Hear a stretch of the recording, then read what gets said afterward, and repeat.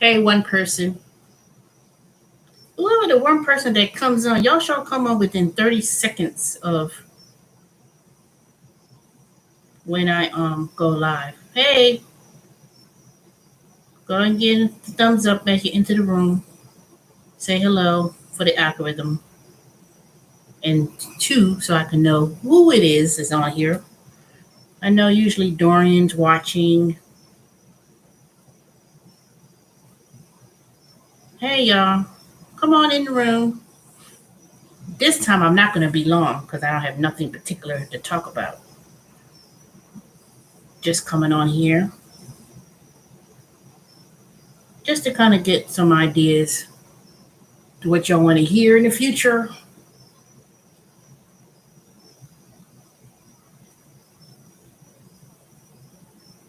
Come on in the room, say hey.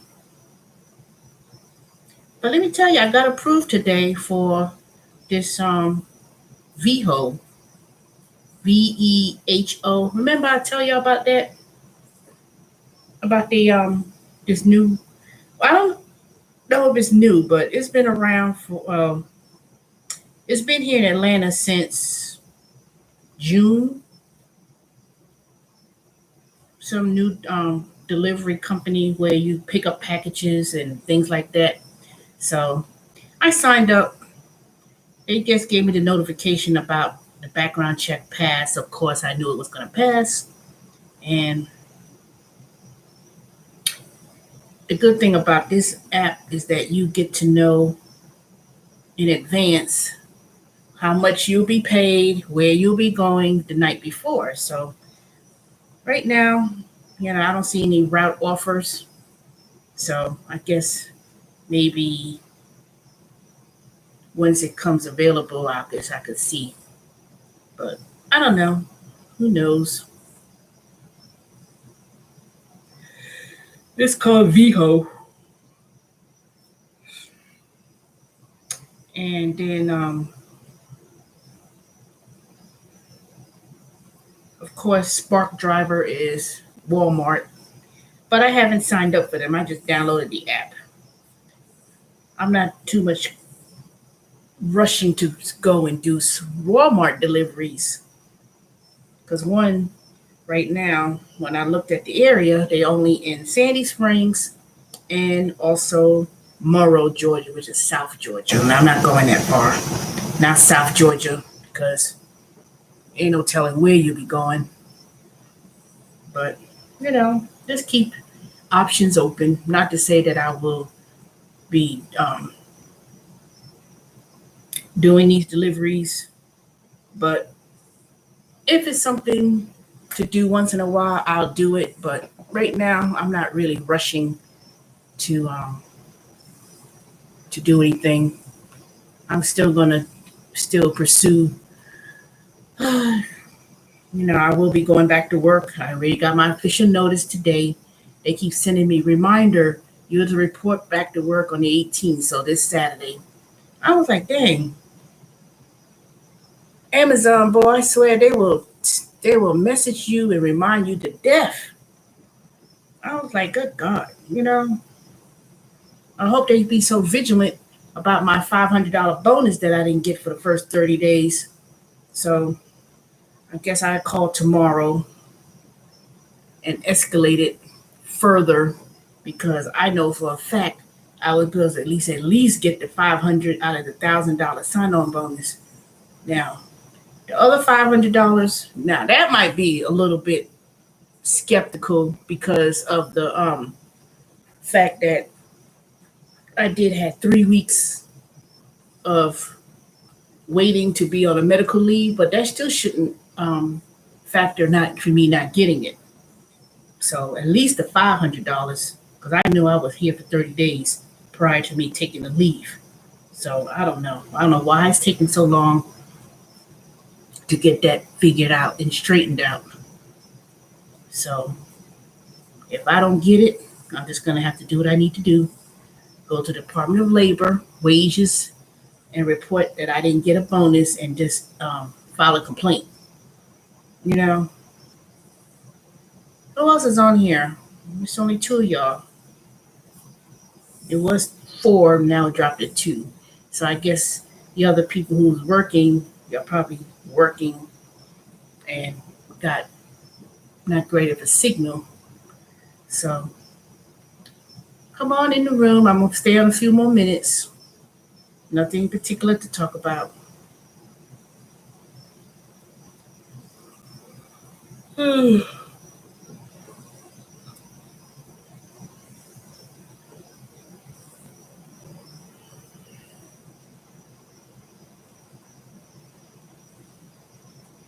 I haven't done much in 2 days. These 2 days, I didn't do anything. I didn't do no surveys, assignments. Basically, what I did was just practically rested the whole day. Watched um, Amazon Prime videos. I watched that Cinderella thing that was on the Amazon original. That was pretty. It was okay. It wasn't. If you have Amazon and Cinderella, it was more like musical slash more pop, and I don't know. It was okay. If you have Amazon Prime, and it was original Amazon, it has Billy Porter. He was funny. he was really funny. And then it had who else was in that movie? Mm, I can't remember the guy. He's always be doing the carpool karaoke. This fat British guy. He always, he's pretty good. They play it with, I don't know. If you have it, you have to watch it. It's hard for me to just talk about it.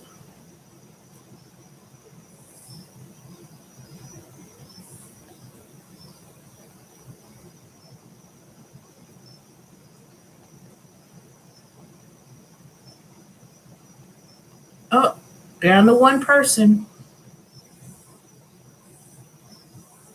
All right. If y'all not going to be on, then I'm not going to stay on.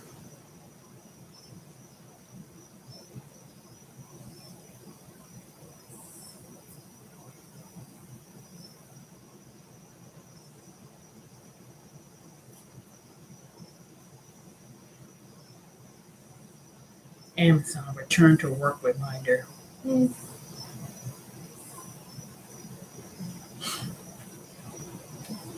Then it says, if you need an extension, please visit. But nope, not going to need no extension. If I ask for an extension and say, oh, I need an extension, that'd probably be a pain in the butt. So I might as well just go on to work on Saturday. Good thing about that is that's the end of the work week because I work 3 days, 12 hours a day. So good thing is I work Saturday and then I don't go back until the following week, which Thursday. So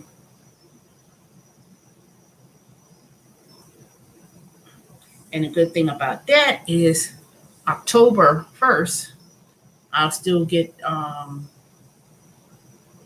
the 20 hours of unpaid time off leave because you get it every quarter. So this is the last quarter of the year. And then, of course, when January rolls around, you get another 20 hours because that's the beginning of the quarter. So, I already got 8 hours of unpaid time on the books. So I know I need to make sure that I keep a lot of hours because the one thing about Amazon, if you use up all your unpaid time and you go down to zero, you automatically fired. It's like the system automatically prompts that you used up all your unpaid time, leave to zero, and then you automatically let go. So, but as long as I keep something on the books and say I was to resign because it gets real busy when TurboTax Intuit starts up again because I can't see myself working 3 days 12 hours a day, and then doing that new training with Generation that I was talking about yesterday, and work. Now I could work into a TurboTax because I make my own hours as long as I schedule 20 hours minimum per week. But um, I really won't have to worry too much about the hours in December because I'll be training. So, I make my own schedule. So, as long as I complete the training that's required for the refresher, basically, because there is a end of the year sign on bonus. So, as long as I complete it within the time frame, then I'll get that bonus at the end of the tax season. So, I'm not going to mess that up. And then, of course, because January, February, it will come soon enough, and then at that point, I'm gonna have to kind of scale down in terms of my schedule. But the goal is to really put in my hours in the beginning of the year between January, February, March, April, and then if they extend, sometimes they will extend the tax season and say, we need people till May or whatever the case may be. Then, I try to work a lot of hours during the tax season because I build up my bank. I build up my bank account. I build up my check. Because I don't know when it comes down to like next year, I'm going to be making a lot of changes in regards to my living arrangements, and I'm not going to sell this house because I could really fix up this house and rent it. I'm really seriously thinking about renting it. So right now I'm gonna, try to save up my money with the surveys and all these little side gig jobs, so I could not do major renovations, but just kind of do some updates. Some of these fixtures were very old from 1992. So upgrade the bathrooms, paint. Um, what else I need to do? I'm not trying to put in a whole lot of money in it, but because if I'm going to do this as a rental property, I'm not going to, put no fancy granite countertops and all that, but I will upgrade and I will take it in parts. And when I do the up, so I think that's what my best option is, to rent it, because I made a goal 12 years ago when I bought this home that I wanted to um, have this as a rental property. I wanted to do this as an investment. It was not my goal to live in this house for the remaining of my life. It was to, you know, because I did get that first time home buyer grant when they had the last economic downturn, and the requirements was that I live in this house for 5 years before I could sell it or whatever. Since it's way beyond 5 years, now I'm in a position where um, I could just rent it and now just hire a property manager, because it was a advertisement of this company that they will go and manage the property regarding like tenants. I'm not going to do Section 8. I'm not going to do that. I'm going to just go with a rental company, pay them the monthly fee to keep up with the basic things. Like if something happens, I don't have to be the one being called to fix it. I'll hire a property manager company, and there was one that I'm going to look into. So I'm not going to rent the property out right now, but I'm going to give myself a year. So, God willing, 1 year from, say, around this time of the year, December or so, I'm going to make this. I made a decision that I'm just going to live in this house 1 year around December of next year, and still stack up my money and just start um, doing some repairs, upgrades, basic little upgrades. And at a certain point, I'm just going to rent the house. It's just too much. I decided that, I said, this is too much. So let me rent it and get money for it, especially the mortgage will be paid when who rent it. And the way it looks, y'all, the reason why I decided to do that is because, see, when this rent moratorium that ended last month, and it's going to take a minute. It's going to take at least a few months before the court system goes through its thing of serving people to be evicted.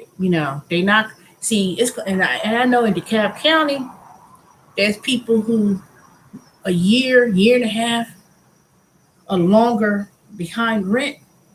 They're not going to be able to come up with all that money. They may get some rental assistance to pay, but to be honest, if they haven't been paying rent in months, and you may get some assistance, but I don't think they're going to go back a year and a half, or whatever. Now, I'm not saying people haven't paid rent for a year and a half, but for those who haven't paid in a year and a half or so, I can tell you, they either got the notice, got the update that now they could get evicted, even if you 3 months behind in rent. Some people may not even afford to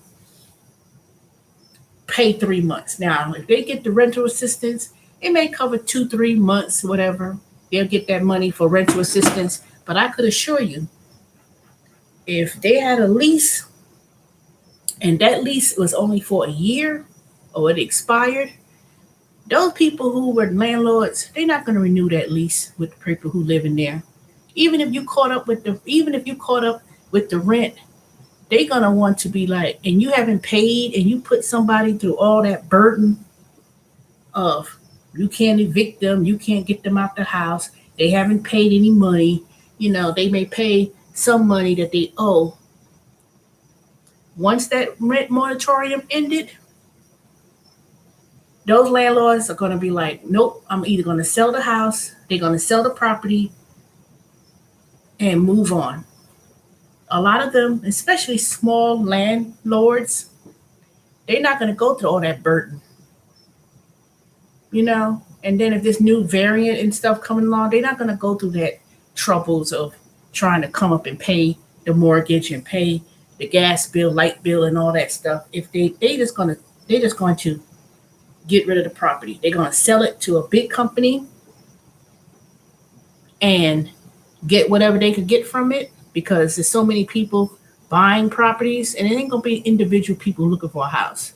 It's going to be big, huge companies that have been calling me, like they calling me today. Oh, like, what the hell? Are you some foreign person? Is this Teresa? You live, what the hell are you calling me for? Asking me if I live at this address. Obviously, some skip tracing, you found that I own it. I hung up with clook. Nope. Hung straight up. Because they're not the ones that's really looking to buy the property. These are people who, bird watchers, they call them. And they call people to find properties, and they get them wholesale, and they turn around and sell it to some big, huge corporation. Or they work for companies that they try to look for properties or leads, and then they get a certain percentage of money for doing that. Whatever, I don't know. I don't know how these. It's not small individual people that's looking to buy properties. These are people who probably work for big, huge companies looking to get properties for cheap. They buy it, lowball me, and then they turn around and flip it. They turn around and get it through a big company or whatever. So, nope. And, and they probably say, well, they probably don't even They probably don't even move into the house. They make the money at the closing and turn around and they get $20,000, $30,000, and they don't even live in the house or don't care to look at the house or nothing. So it's some form of wholesaling that they do. So I said, why should I bail out with selling it to a big company just to turn around and selling it to someone else or selling it to a company when I could probably rent it out myself, because there's a lot of companies looking to buy private houses, single family homes, to turn around and lease it just like I would do it. I mean, no, nope. I feel at this point, I'm going to give myself a year to live in this house, save up my money, do survey and all these little small apps. And when my friend Marcia finally gets her contractor who fixes, he's very meticulous. Once I get him over here and start fixing up stuff and get a budget and get an idea of what needs to be done, how much it's going to cost me, I'm going to put my money aside and say, you know what? If it says $10,000 to, to do these changes, I'm not gonna put no big investment of granite countertops and all that. What I'm gonna do is I'm gonna, make it look decent, paint, update, do small little changes, just enough for someone to come and rent it, And trust me, these people who've been evicted from apartments and houses, they may be better off finding a place to live through a property manager. Because I just read somewhere that there are some companies where they look for people who may have challenges renting apartments, and they pay a fee to a company and they move into houses and then try to rebuild their rental history. Now, I'm not making this Section 8 housing. Nope. I'm not going to make this house. It ain't going to be for no under $1,000 a month. Nope. But for a family, hey, Vicky, for a family, that got some kids that's looking to rent, I will probably rent this. I probably rent this house for about maybe $1,600-$1,700. And that didn't include no utilities either. So, and people say, well, that's kind of high. No, it's not. Because I went on Craigslist and I was looking at some of the places on Craigslist, and these were apartment complexes in Stone Mountain. One bedroom was $1,100, $1,200 to rent. And these were apartments. These weren't even houses. I saw one house said it was rented. That's how I came across that there was a company that does second chance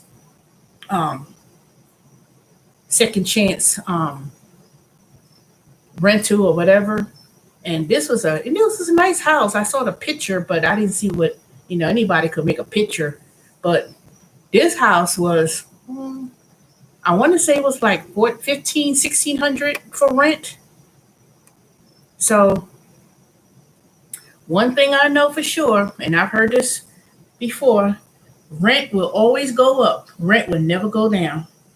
Rent will always increase. There is not one place across the United States and U.S. territories where rent is going to go down. Rent will always go up. That's a given. That's a given fact. Now, people may say, oh, you can find something for real cheap. Trust me, it's a crack house. So, and even then, things,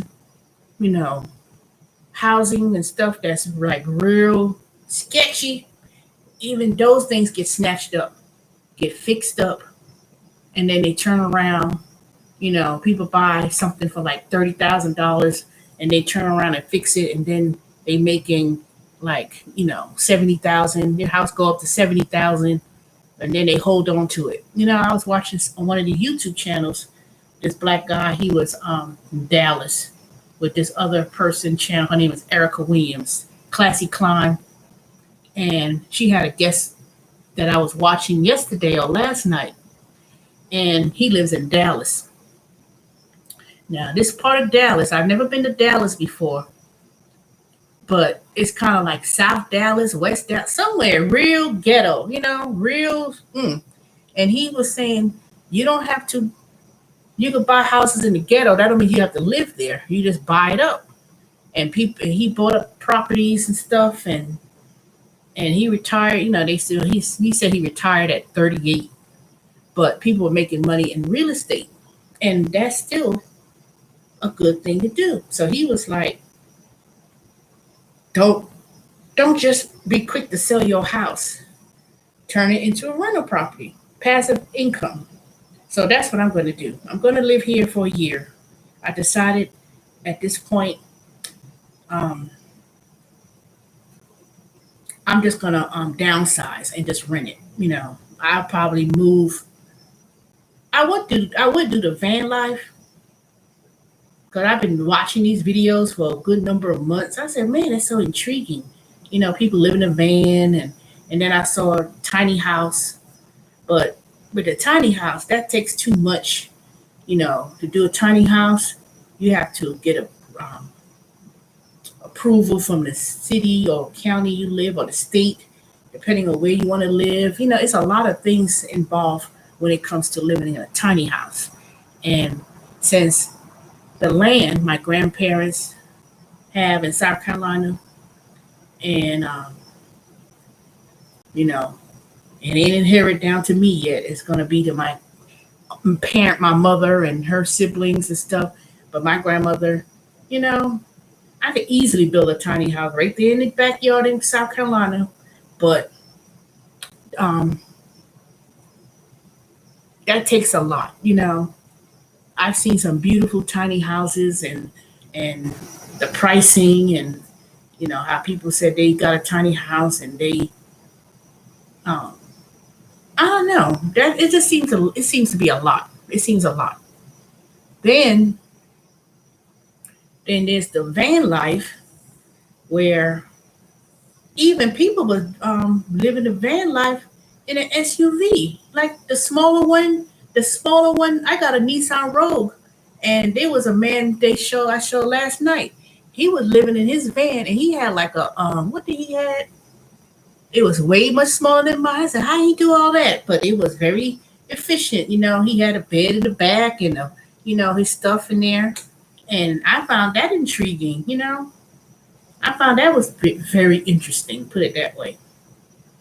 So I don't know.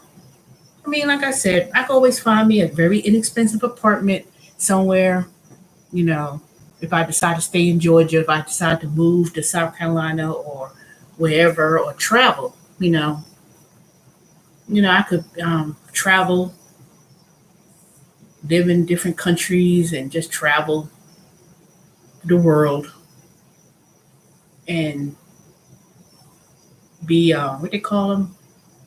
Nomad, not nomad, what they call it, people. I mean, it's a lot of options. I don't have to, at this point, I could work real hard, January through May, stack up my money. Even though I'm doing now, I'm still stacking up money, to be honest, and cut all these expenses. If I was to do that and say, you know what, I'm going to live in this country for months, I don't have to worry about all these expenses that I've got going on, and let somebody else take the, flip the bill, pay the mortgage, pay the light bill, gas bill, electric, you know, and just live free. Hey, what y'all got to say? Y'all ain't saying nothing. Go ahead and say something in the chat, because I'm tired of talking. Y'all not even saying anything.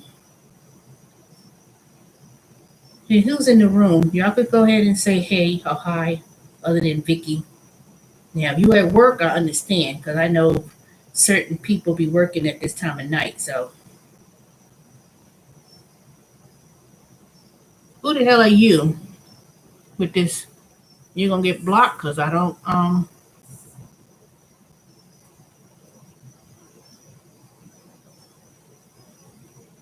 delete that. I don't know what that is.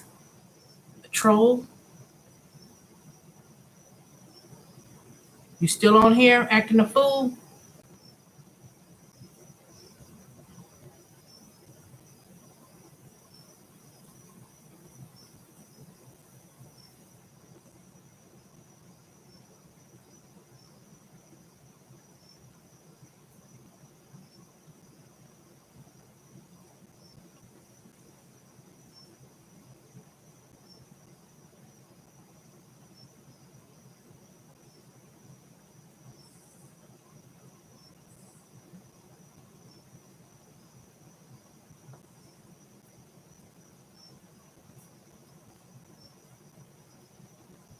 Anywho, you're blocked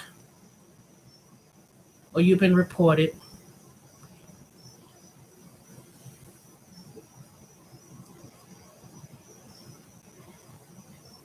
So what was I saying? Yeah, so you know, I've been watching different videos and people were like house sitting in other countries and van life and tiny homes. Now tiny homes, like I said, that I looked into that and like I said, I'm not trying to mortgage another land or property or anything like that. So the tiny house option is not really going to be on the table, at least not now. Now maybe if I because you know properties get passed along with me, my sisters, and my cousins and stuff, and we all have a homeland that we could all go back to. Where my grandmother lives, everybody could come back. People always be able to come back and have the family house, and people could come, and that's always going to be in the family, unless my grandmother and whoever in the future decide to sell it. I don't know. I don't think so. I don't think they'll do that. But there's land. Even my grandmother has deeds to her parents, which would be my great grandparents. They had land, so she got land, and there's deeds that's actually in the family. You know, they just pay the property taxes, and that's it. And then they get these calls from all these developers that want to buy it. And they're like, nope. Mm-mm. So I'm not trying to sell my house just for the sake of selling it for somebody else to turn around and rent it. Because I'm quite sure there's some of these houses in this subdivision, people have sold it to companies and investors, and not so much they doing the flipping, buying it, but like you can't flip houses no more. There's very few places you could go and find a house for like $30,000 and turn around and fix it up and flip it.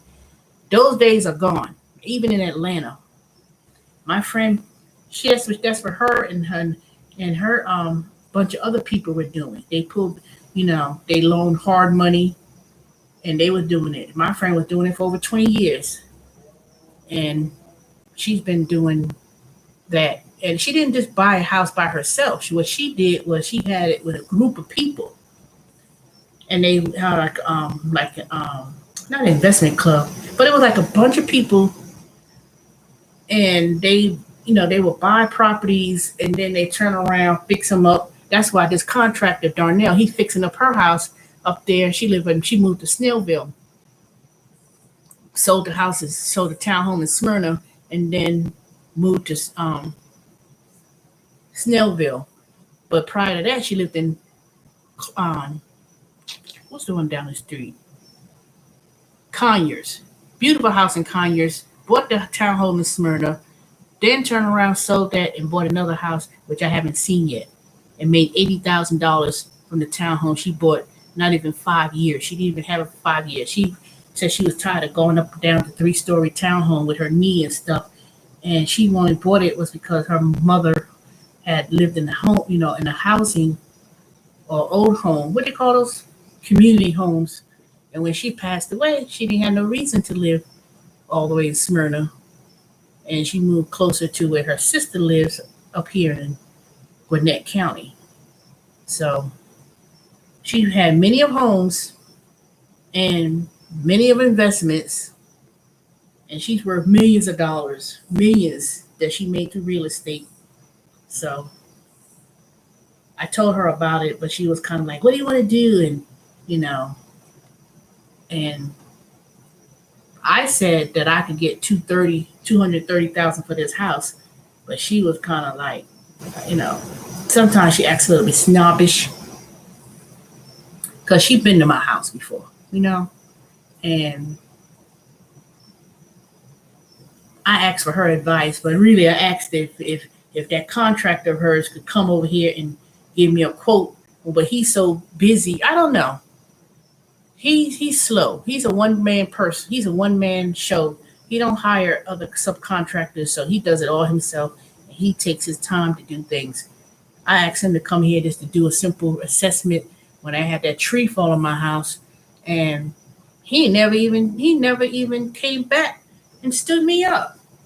If he did come over here, he said a little bit of something, but I don't know. Sometimes some people can act real funny. But since she's been working for him for 20 years, I said, well, shoot, at least I know I ain't gonna get robbed and somebody come and do the work and leave and don't show up. That's why I haven't. It's so hard to find somebody because people be wanting. I want 50%. They be wanting all the money up front first before they even do a lick of work, and then they run off with your money. So I'm not trying to do that. I'm not trying to do that. So she said she'll come over here one day. I guess she'll help me, not fix things, but she'd probably do a little something. But I'm trying to learn how to do certain things. But there's certain things I could really learn how to do it. Like this bathroom, that master bathroom that's behind me or next to me or whatever. I've got the tile and stuff all loose because there was water and eventually the tile kind of broke. So I said I need to you know, lift up that tile, that cheap ass tile that they had in this bathroom white. Y'all see it one day. One day when I do a short film, I could show y'all. And then underneath it has no water line, no water lining. So when they bought, this white man bought this house, he didn't put a whole lot. He didn't do a whole lot. I can assure you that. But um, if I had to start all over again, I wouldn't have bought this house. I would have probably bought something else. But you know what? It is what it is. I bought it. I could have probably lowered. I probably could have got it for a lower price, but that's a whole new story. That real estate agent, all he did was trick me. He got the commission from both me and him at the same time and pretended he was dealing with the no, never again what I did with black folks. Never. I know I'm being racist, whatever, but people say, yeah, we did with black folks. But I would never trust another black man as a real estate agent to do nothing. Next time I sell this house, I'm gonna choose me a white woman. I don't care. People may say, well, you didn't help your own people. No, because your own people was fuck you over and screw over you and take advantage. And trust me, I would never again. Nope, never again. So when I'm ready to sell this house or whatever happens to me, nope, never. Never. Even when I go with a property manager, I'm going to be very vigilant about who I choose to do it.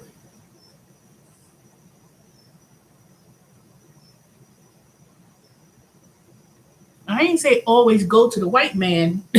I said I would I would choose a white woman to handle my affairs when it comes to real estate of selling this house or even buying a house, you know, or a black woman. Let me take that back. It'll be a woman the next time I handle business. Be a black woman or a white woman, but it's gonna be a woman. I ain't gonna trust no man to do nothing, especially no black man. Nope. You show me who you are, and I know people say they can't say it with all black people. You can't say it with all black men, but I've dealt with them a long time to know how they act. Even some white men, they be like, "Is Mr. Smallwood here?" No, my father passed away. They always automatically assume that the man handles affairs. Is Mr. Smallwood there? They just, I'm the one who called. If I'm the one that called for type of service or whatever, why you assume that a man's gonna be involved? I'm the one who called.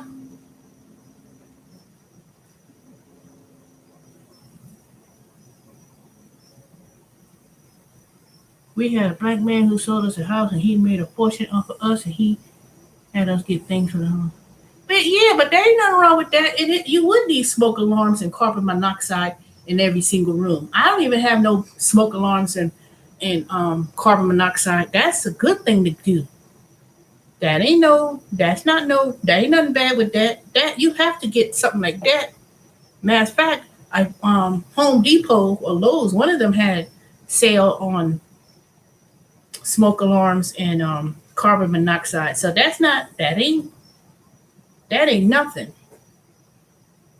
Shoo. You try dealing with a person who got some random ratchet person home inspector who didn't even did a proper home inspection on his house, got one of his friends, boo boo, to do it, and then talking about, oh, I got a gift for you at the closing came. Next thing you know, the person gave me back my $7,000 check and turn around. I'm seeing this whole thing transcribed that he was working on both ends, me and him. And then he walk up there with a commission check. Now, of course, he got to split that 6% with the agency. But I was like, nope. And I didn't get nothing at the house. But you know what? I'm not gonna complain. I'm not gonna fret about it. The house did appraise at 130,000 12 years ago, and I paid 119 for the house. The house is now 220,000. When I looked at my property taxes the other day, I was like, what? And it tells you how much you think your house is worth with the state or the county when they figure out your property taxes. So property taxes being as high as it is, that means that this house went up very well. And this house in this area has sold. Other houses been sold of this house in this subdivision alone on this side of the subdivision for over 200,000 minimum. So I'm not going to complain, but at the same time, I just didn't like the way that was handled when it was all said and done. And this was after the fact, and I tried to file a complaint. So ain't no telling what happened. But you know what? So be it. So be it. Because in 2020 hindsight, who knew that 10 years from now, 11 years from now, that it's hard to even find a house. There's some people they buying a house, they closing on the house, but a lot of people who bought houses in a year and a half, they've been paying 20, 30, $50,000 more. So they may be underwater. But see, I bought this 12 years. So my house almost doubled for what it's worth. Even if it drops down in value a little bit, I still come up ahead. And I still can turn this into an investment property because people are not going to be calling me to death. And they've been calling people in this, they've been calling people who live in Stone Mountain in Atlanta in certain black neighborhoods, calling them about their house. You want to sell? You want to sell? They've been calling people. Some people that lived in this subdivision, they lived here since it was 1996 when they first built it. And at this point, some people should already finish paying off their mortgage. And they've been getting calls. People get calls all the time. Because it's like a group, like a Facebook group for neighborhoods. People been writing about getting phone calls, wanting to sell the house and buy the house. And they be getting, 15, 20 calls, text messaging, all kind of crap. So I know that I'm this house is worth something. Even if they tear it down and build something else, one thing of value is land. And it's always been like that. One thing is real estate, you know. That's always been. Some people will always need a place to live. People are always gonna need housing, regardless of the economy, regardless of how things are. People are always gonna have a place to live. And one thing, like I said, rent is never gonna go down. Rent ain't never gonna be cheap. So one thing for sure, everybody wanted to live in the city and live, want to live in metropolitan cities and stuff. Now people they're not looking to live in apartments and living all on top of each other. Look at New York. New York, people went and bought up Harlem and Brooklyn and those townhomes and brownstones and stuff. Now all those um, housing and stuff that have basements flooded. If it's not flooded, it's damaged because of all that infrastructure of water and the old infrastructures across this country. Mm-mm. A lot of people moving out of New York. They trying to move down south. I moved down south. They family and family members lived in the south. My family they grew up in the south. Both my father and my mother's side of the family. One lived in North Carolina, South Carolina, and people were leaving the south to move to the big city. Now 2 generations later, the other generation is moving back down south. Everybody will move back to south, either Charlotte and North Carolina, Charleston, South Carolina, Texas, um, not so much Louisiana, but people are moving back in the south. White folks moving back to the south, Mexican, everybody, moved to Florida, certain parts. So people moving, you know, this COVID thing, people started moving where there was more land. People looking for land. They looking to buy land, looking to buy. If you're looking for something cheap now and you want to move to Atlanta, come on, I want to buy me a house in Atlanta and I want to get me some land. It's too late.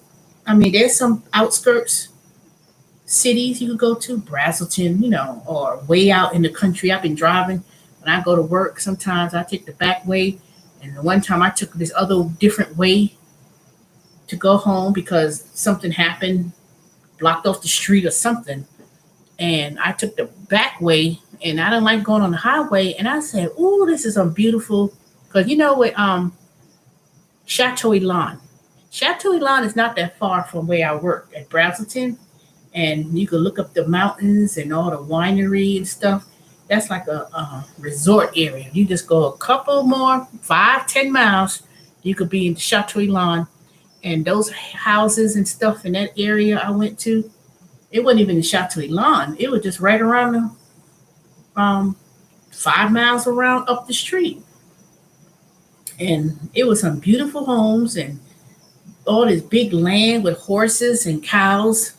And I was like, "Oh, this is so pretty." They got cows and stuff right up the street, right around the corner. There's a people got some. Well, they got one horse, but I ain't. But um, yeah, a lot of people they have farmland and ranches and stuff, and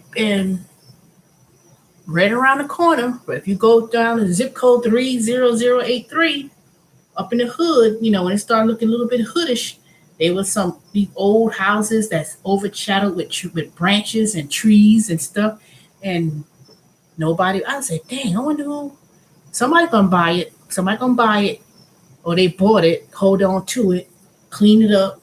When people start fixing up houses and stuff. I was looking at one property a couple years ago. I was like, call the number on the sign, and some Indian or I know some foreign person. I said, "Are you interested in selling it?" No. He was real rude, real rude. And people buy up, they buy up the most. It may not be appealing to the eyes, but they'll buy something. It'll be like, back in the, years ago, a few years ago, not even years ago, a few years ago, you could have bought something for like $30,000. There were places in Atlanta that was like, oh my God, what is this? And people were buying up those properties and stuff, all up in Bankhead, buying up those how buying up those old decapitated houses. You know, now they Amazon, this and these subdivisions and these communities being built up, cleaned up the properties, and just people made a fortune, made a fortune. You know, I remember years ago when I had got into um, some kind of investment before it became popular, and I remember years ago, back in 1996 or so, and I was scouting the area in the West End, and there was this, um, the people that try to teach you about investing properties and stuff.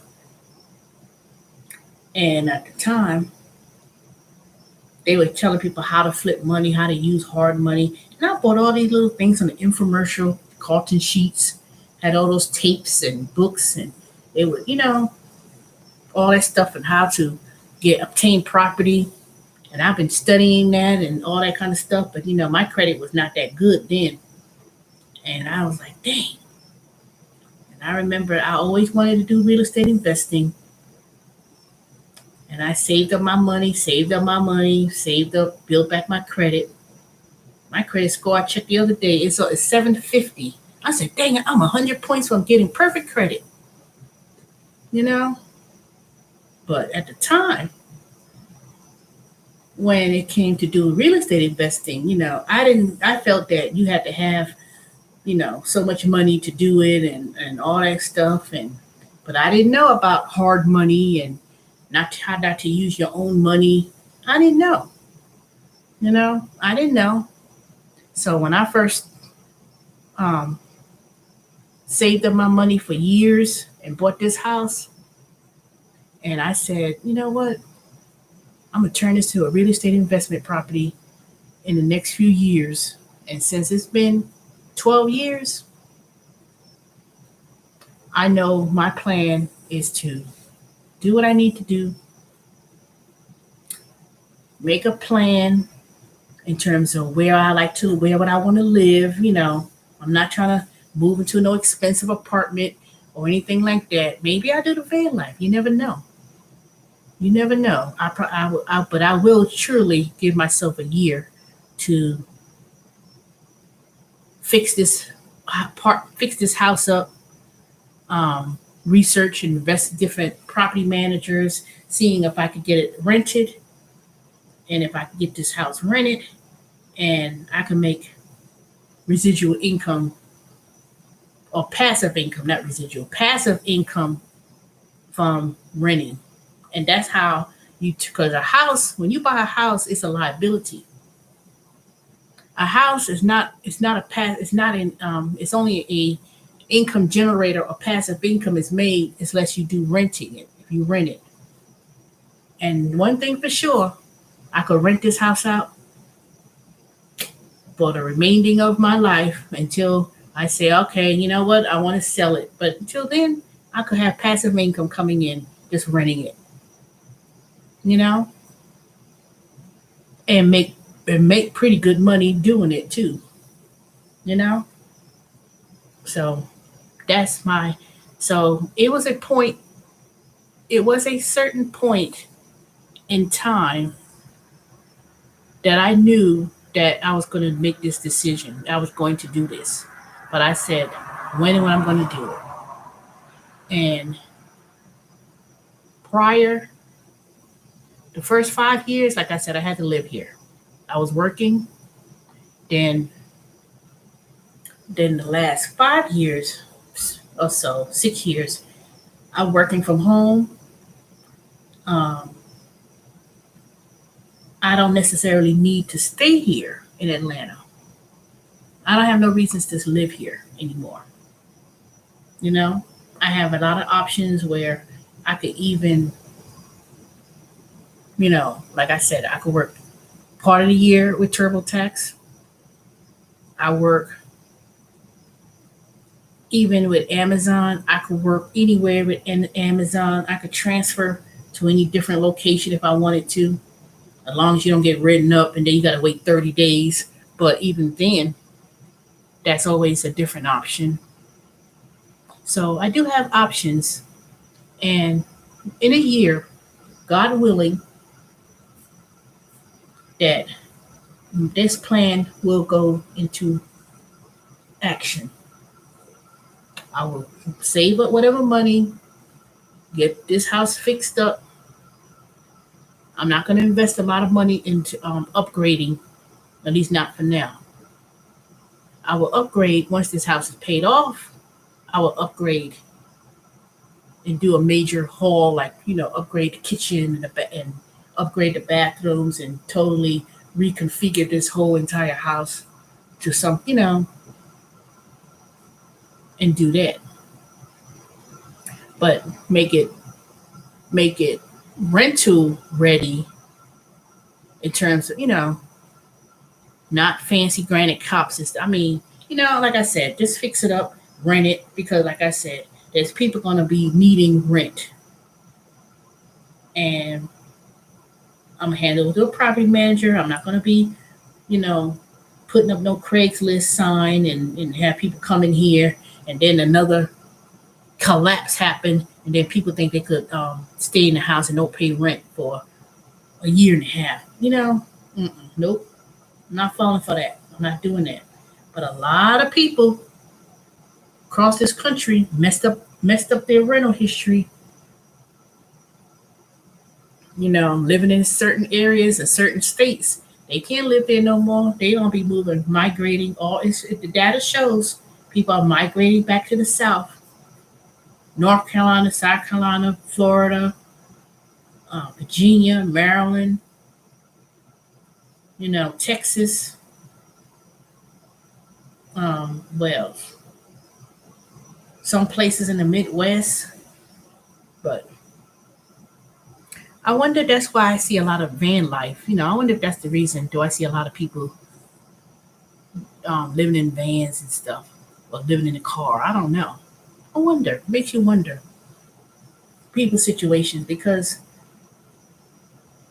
this one lady, I watched her video. She's a new video, new channel that I've been watching, and she said she was living in a van.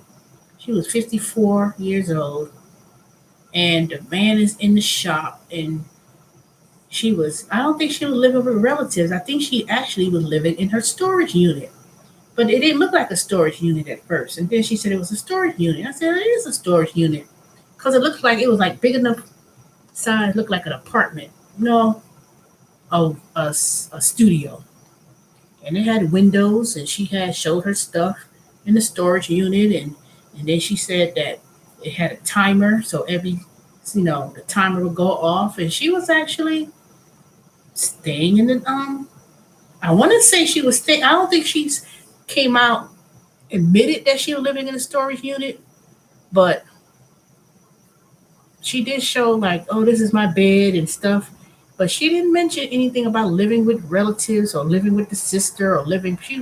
She made a video about that her sister has properties that she was renting out, and it was in the basement, and she had this box she had in her basement, and she was showing her some kind of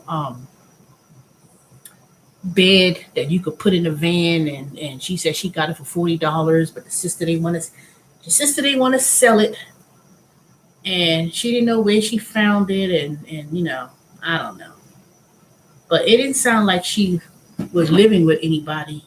It sounded like she was living in a storage unit, and just the way the storage unit looked, it looked like you could actually live in it.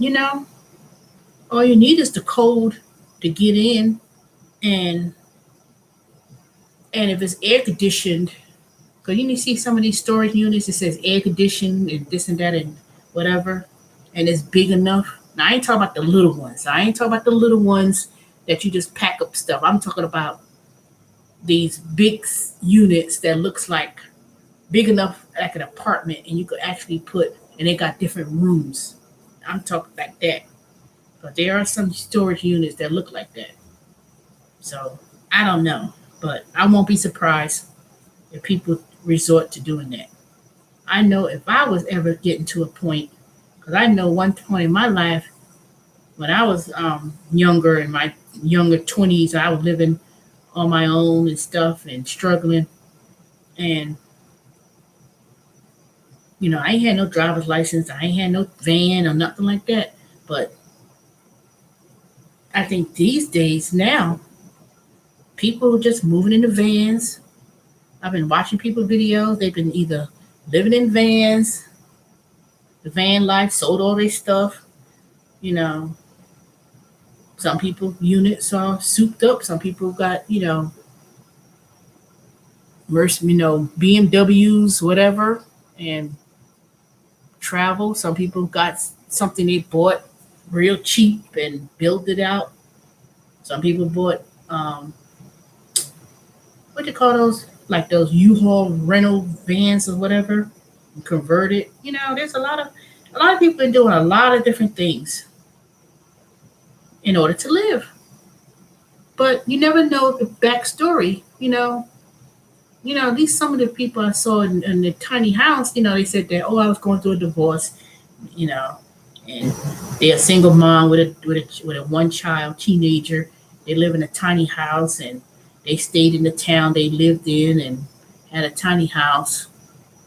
You know, had properties that their mother left or parents left them, and they just built a tiny house on the land. And part of it, you don't need a lot of land to do that. Some people lived in a van. They was able to work in a van because they have, as long as you have internet connection and stuff, and you could do that. People done that. They travel and just go to different cities and stuff like that. And there were some people said that they lost their house or lost their home, apartment, and they lived in their car, and they didn't, and they did what they had to do. You know, they did what they had to do, and the expenses was not that high because you're not paying rent. You may pay for a van if you have a van, and say you paying on it. You may be paying a car note or a van note or whatever. You may pay for water. You may, of course, you have to have money set aside for repairs because you still got to buy tires and things like that. But the expenses sure outweighs what you would do if you lived in an apartment or a house. Way more that you'll save.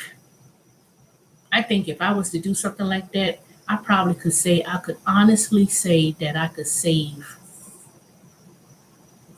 mm, I could honestly say that I could probably save about $2,800 a month, maybe more,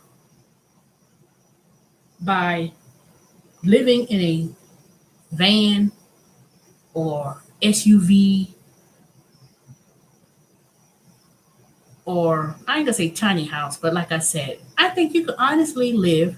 And the way how people I've seen some of these tiny house and van life, people got their things so souped up that even of some people's vans look like it's an extension. They'll have a little, awning. I don't know. It just seems so appealing to do that. And they travel. People they got everything in their van. Internet, washer, dry. Some people even have, if you got a big enough van, some people even got washer dryer. I seen that. I was like, man. I said, how much is that? But it just all depends, you know. I don't know.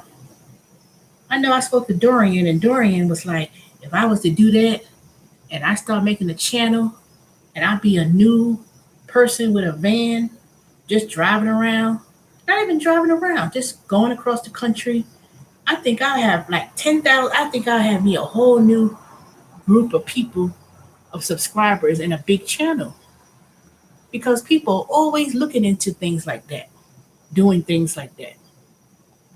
But when I'm ready to do that, and if I do that, I'll let y'all know. I would surely let y'all know.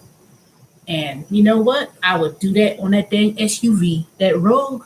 If this Asian guy, older man that I saw last night on one of his videos, he lived out. Dang it, what did he have? I know it was way smaller than mine. That SUV I got, his vehicle was way smaller than mine, way smaller, and it was so efficient. He was able to cook, and I mean, it was like, I'm like, dang, how you do all that? But it's possible.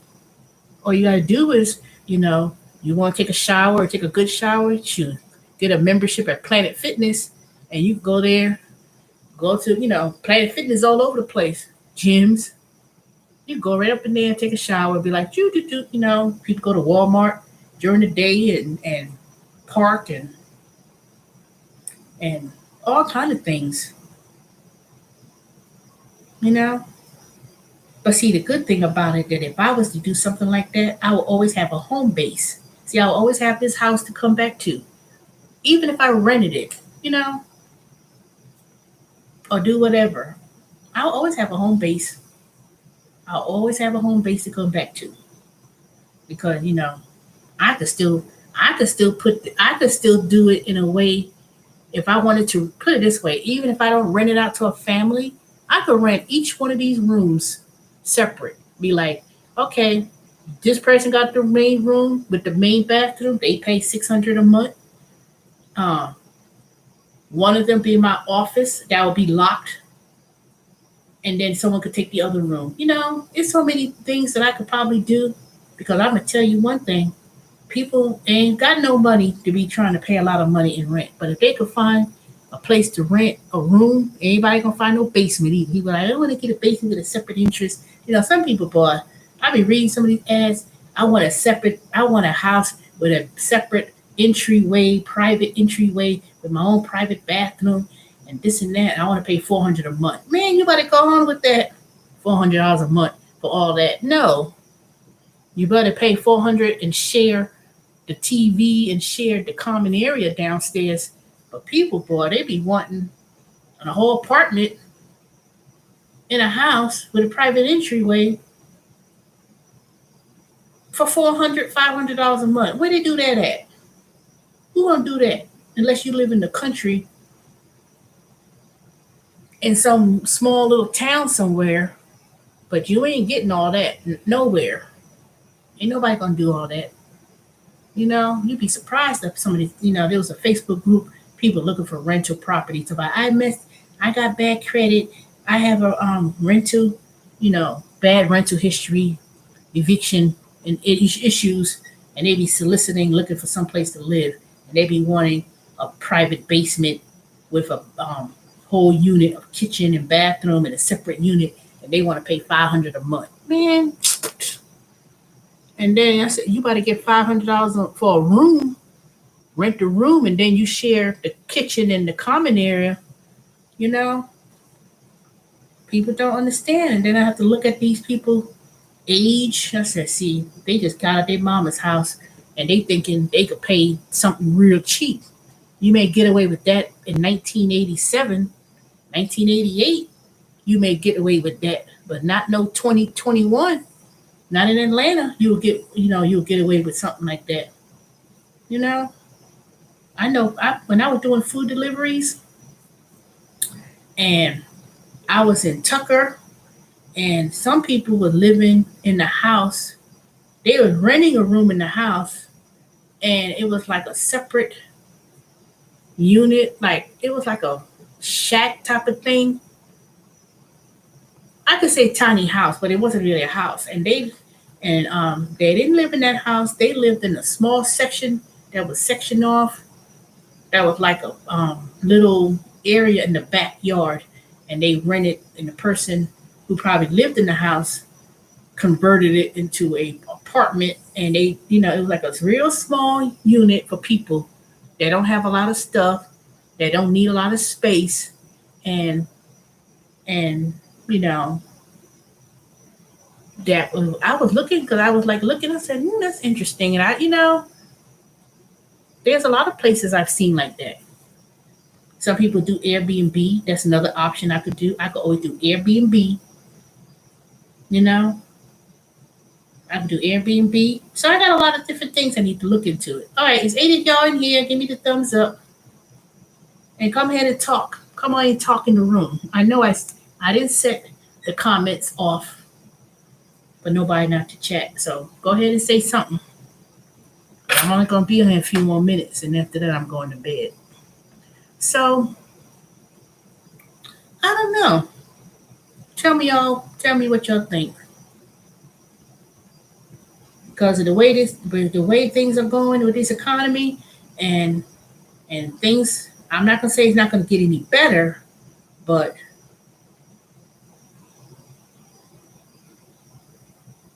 the comments are not off because you're commenting.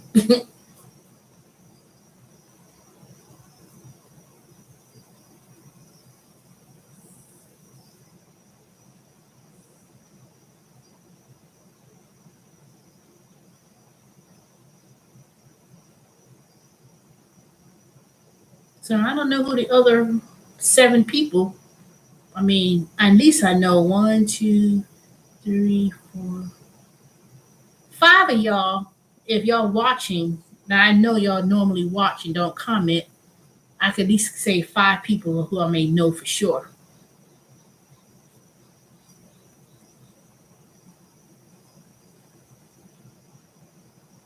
But I know one thing. That's the best way of you know, trying to save money, cut back on expenses, and do a whole lot of. California Governor Gavin Newsom defeat the recall. Yay! I was somewhat following that, but it was until more recent days that I started reading about it and hearing about that. I already knew it was going to be a recall or election for a recall, so that's good. Because that black guy who wanted to be the next Donald Trump, whatever, he was talking some crazy mess. Eldon, whatever, that radio talk show. I've heard of his radio show a couple of times. I was like, where the hell this nigga come from? Stupid ass. Talking about Trayvon Martin. What did he say about that? I don't even want to repeat it. I don't even know if it's true, but I'm quite sure he said it because I played it back, and it was like, ugh. I don't know why he thought he was going to be able to pull that through. People just don't realize, And they had Bruce Jenner or Caitlyn Jenner. She trying to run on the ticket. That conservative radio host. I don't know what he was thinking. I didn't know. See, even if he think he could run, let's say this fool run for president in the next 4 years, he still wouldn't even won. Just because you are Republican and you talk all that crap, you can't be a black man and talk that same crap like Trump and thinking you're going to be able to get away with it. There ain't nobody voting for you. They look at you. They say, okay, that dumb nigger, he running for governor of California. Even if he wouldn't even be able to. Nope. You can't say the same stupid stuff and thinking you're just gonna prevail. So trust and believe that he gonna come back. He gonna put it this way. He knew he wasn't gonna win, and They wasn't going to recall no damn election. But let me tell you what he did do. He put his name out there, and don't be surprised, Elder, that talk radio host. Don't be surprised that he put his hat in for president and thinking he gonna take that same rhetorical nonsense nationwide and people gonna follow him. Even though people who was Trump following Trump, he my president, they ain't gonna follow that fool. He could run and talk the same crazy stuff. Trump, nope, nope, ain't no way, no way, no how. And to be honest, I don't even think Trump want to run for president again. But that's good. But he gonna need to do a whole lot of things in California, because whatever he did to call for a recall, he better straighten up and fry right. Now I don't know what he could do or whatever, but I don't know. Blue True, you live in California?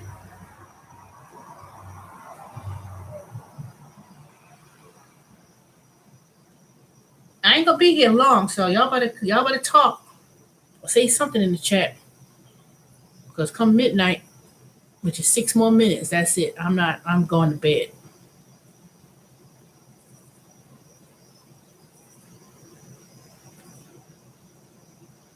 Really? I know you live in where in California you live?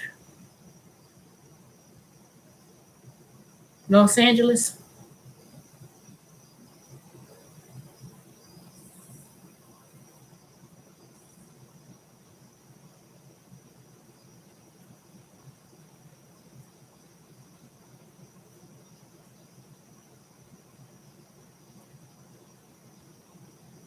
And go ahead and give me the thumbs up as you enter the room.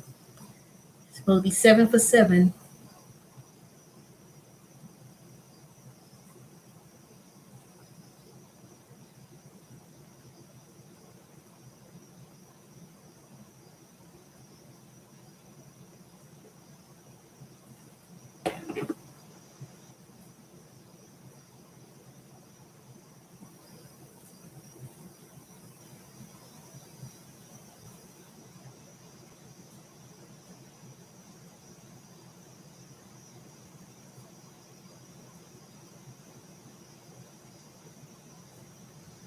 Blue True, you still didn't say where in California you live at.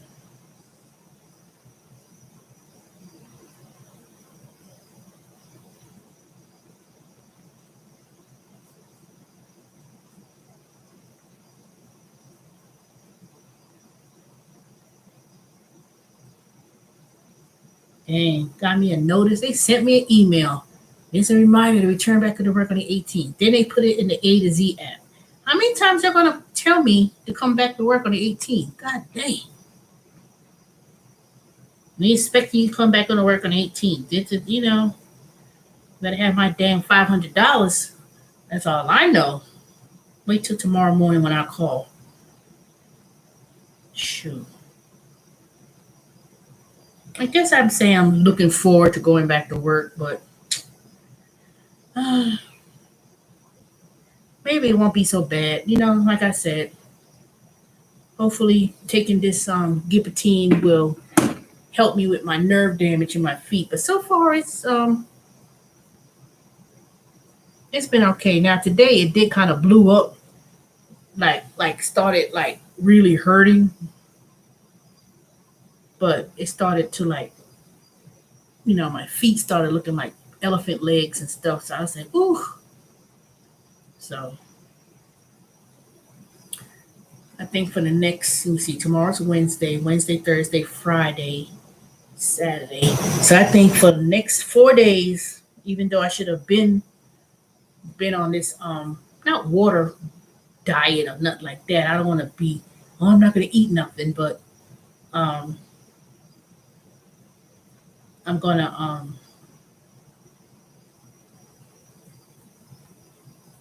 try to drink a lot of water to kind of flush out whatever sugar levels and see if I could balance it out a little bit, see if it could be lowered, not by drinking water, but I know my sugar level's only going to be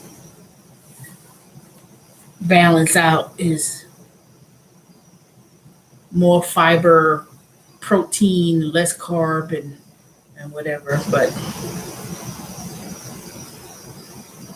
at least I know.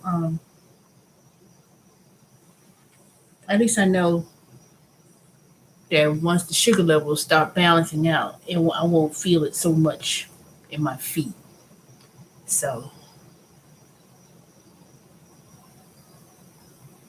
all right, now y'all better say something. Y'all only got 2 more minutes, because after that I'm going to bed.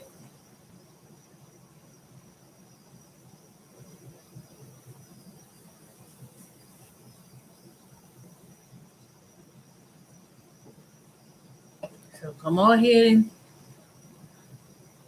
y'all got 1 more minute. All right, Blue, Vicky, Top Speed, any trolls that's on here that want to say something dumb, whoever this person is, Asian, Chinese, whatever. Dorian and who else? Erica. Who else on here? That's David. All of y'all. I don't know who all y'all are who's watching, but anywho, y'all got a couple more minutes. Well, less than a minute. Then I'm gonna say good night, farewell, until we meet again. Where that came from? That's a theme song for good night, farewell, until we meet again. Mary Poppins. Up midnight. Talk to y'all tomorrow. Alrighty. See ya. Y'all have a good night. Farewell, goodbye, until we meet again.